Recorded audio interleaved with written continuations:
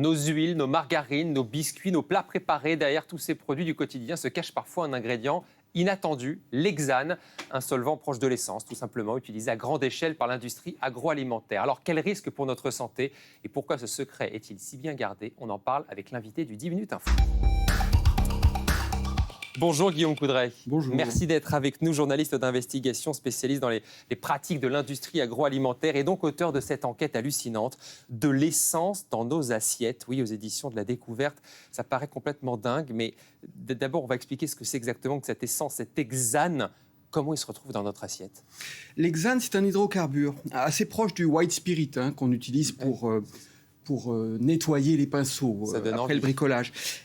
Depuis les années 1930, des industriels américains ont eu l'idée d'utiliser ce solvant, puisque cet hydrocarbure a une capacité à dissoudre la graisse très, très forte.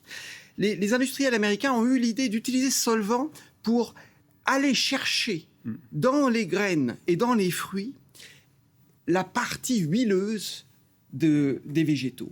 Et ça permet en fait d'extraire plus d'huile que lorsqu'on utilise les bons vieux moulins à huile du passé, les pressoirs. Et donc ça veut dire que ça fait plus d'un siècle qu'on se retrouve avec des traces d'essence dans nos huiles, par exemple, du quotidien. Alors, cette technologie a été inventée d'abord à Chicago dans les années 30. Et en France, on a commencé à l'utiliser après la Seconde Guerre mondiale. Et progressivement, c'est devenu la norme. Et aujourd'hui, la plupart des usines qui fabriquent de façon industrielle, qui traitent les oléagineux, travaillent avec de l'hexane. Mais comment le consommateur ne peut pas être informé de cette chose? Enfin, vous le révélez effectivement dans cette enquête. On a l'impression que c'est quelque chose d'assez courant. Tout le monde était au courant dans l'industrie agroalimentaire, mais sauf le consommateur. Et on va parler des dangers dans un instant.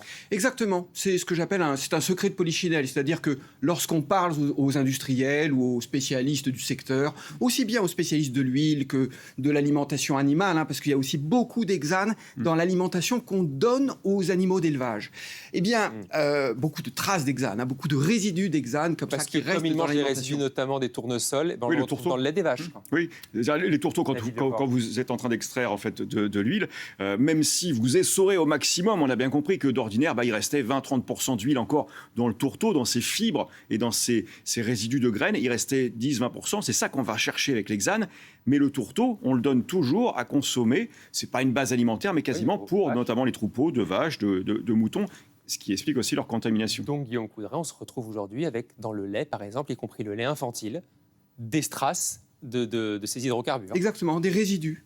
Alors, pas dans tous les produits, pas de façon systématique, parce que les industriels peuvent plus ou moins bien désolvanter, c'est le mot technique, désolvanter l'huile ou le tourteau, mais dans une quantité de produits, on retrouve effectivement des traces infimes, toujours au-dessous de la limite légale, et c'est là où le bas blesse, c'est la limite légale, au-dessous de la limite légale, mais rien ne prouve que les traces résiduelles de cet agent sont inoffensives, parce qu'il faut souligner que cet agent, au début, lorsqu'on a inventé cette technique, on croyait que l'hexane était neutre, que c'était inoffensif, que c'était stable.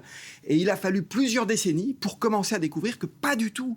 L'hexane, au contraire, se transformait, le mot technique c'est métaboliser, se transformait en une molécule encore plus dangereuse qui s'appelle la 2,5 hexanédione. Bon, alors effectivement, ça paraît technique, mais concrètement, donc, on a des résidus d'essence dans nos assiettes au quotidien. C'est en dessous des normes, donc vous nous dites que tout ça est parfaitement légal, mais il y a un risque pour la santé. Et il est prouvé, ce risque, il est documenté scientifiquement? Tout à fait. Il est de deux ordres, essentiellement. Peut-être qu'on va découvrir encore plus de choses, mais globalement, pour que vos spectateurs comprennent bien de quoi il s'agit, ça concerne les maladies neurologiques d'un côté, donc par exemple Parkinson, des neuropathies, c'est-à-dire tout ce qui concerne le système nerveux. Le système nerveux, c'est-à-dire le cerveau, la moelle épinière, et puis le système, ce qu'on appelle le système nerveux périphérique.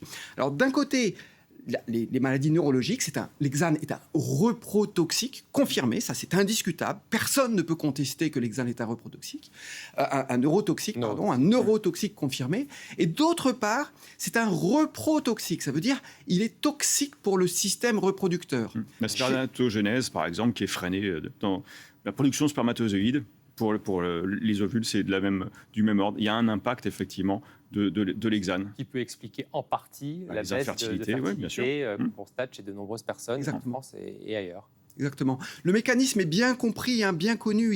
Il est similaire chez les humains et chez d'autres mammifères. C'est-à-dire que l'hexane et ses métabolites, ces substances issues de l'hexane que notre corps transforme après ingestion d'hexane, vont aller attaquer la spermatogénèse dont parlait David, c'est-à-dire les tubes séminifères qui fabriquent les spermatozoïdes. Et pareil, chez la femme, on va aller attaquer les cellules qui protègent les ovules et qui leur permettent de maturer. Donc il y a un risque des conséquences sanitaires qui sont, si ce n'est prouvé, au moins il y a de fortes suspicions sur ce que l'hexane pourrait faire comme dégâts sur notre corps et notre santé.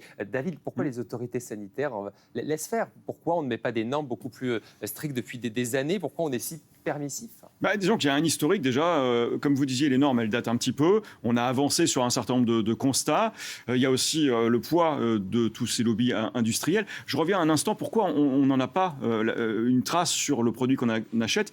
C'est en fait un process technologique, c'est pas un ingrédient. Donc c'est aussi pour ça qu'on ne le voit pas sur l'étiquette de ce qui compose le produit, l'huile qu'on achète, et qui pourrait peut-être l'indiquer, comme on a des fois des pressions à froid ou comment on extrait l'huile, peut-être dire qu'on l'a extrait grâce à l'hexane.